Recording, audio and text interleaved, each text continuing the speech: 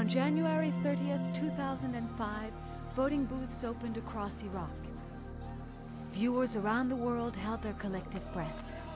Sunni extremists and foreign jihadis had vowed an unrelenting campaign of violence and death against anyone who chose to vote for the future of Iraq.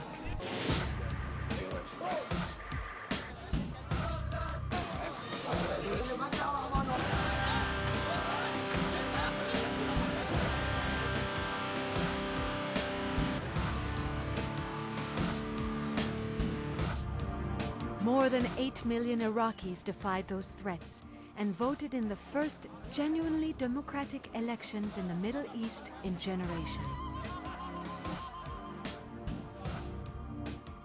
Our mission for Echo Company today was to secure 2 polling sites for the Iraqi elections. We didn't know what to expect. However, one thing that I guess kind of surprised all of us, there was a very large turnout of female voters. It was probably at least a third of the turnout today, if not higher. When President Bush, to his credit, persevered, despite the negative and even anti-American coverage, to the point where liberals, led by Tom Friedman of the New York Times, say we're witnessing an unbelievable change of events, not only in Iraq, but in the Middle East as a whole. This could be history-changing, history-making in the extreme.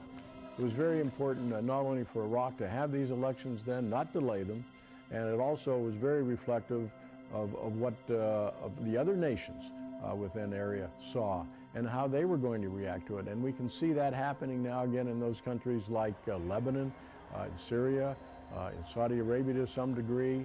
Even changes may be occurring in Egypt. Hopefully that's going to lead to the freedoms over there that those people so deserve. In March of 2005, the people of Lebanon took to the streets of Beirut. They called it the Cedar Revolution, and they demanded that Lebanon finally be free of Syria, its powerful, corrupt neighbor. It was the biggest political blow to Syria's Ba'athist dictatorship in decades, and it came not from car bombs or hate-filled sermons. It came from democratic and peaceful demonstrations. When 1.5 million Lebanese takes to the streets and call for the Syrian withdrawal and for the disarming of the militias, there is no future in Lebanon except for democracy. Otherwise, if Hezbollah would want to once again, as he did in the 80s, confront the international society, the Middle East has changed. Iraq has changed, the region has changed, the Palestinians are voting, and the majority of Lebanese are free now.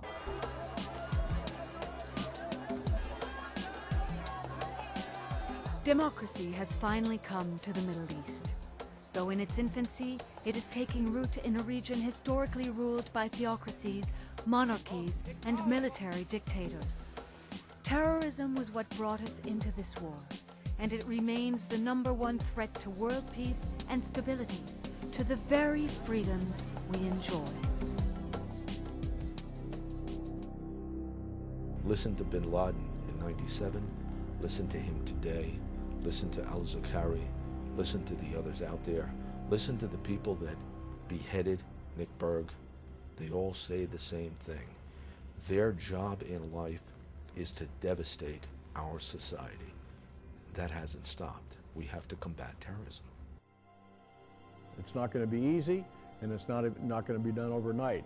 But certainly once we bring the taste of freedom to these countries that have suffered under these dictatorships, they will continue to try to pursue even more freedoms for their own people and develop their people and provide peace in the world.